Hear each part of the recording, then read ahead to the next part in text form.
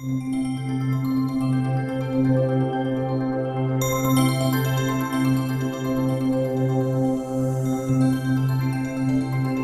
wants to make some sesame noodles, make sure it's all organic.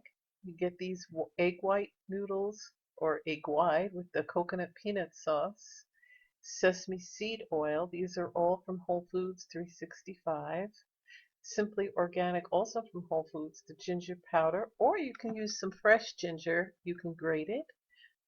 Bring the noodles to a boil, and then in a separate saucepan, combine the contents of the sesame oil and peanut oil and ginger.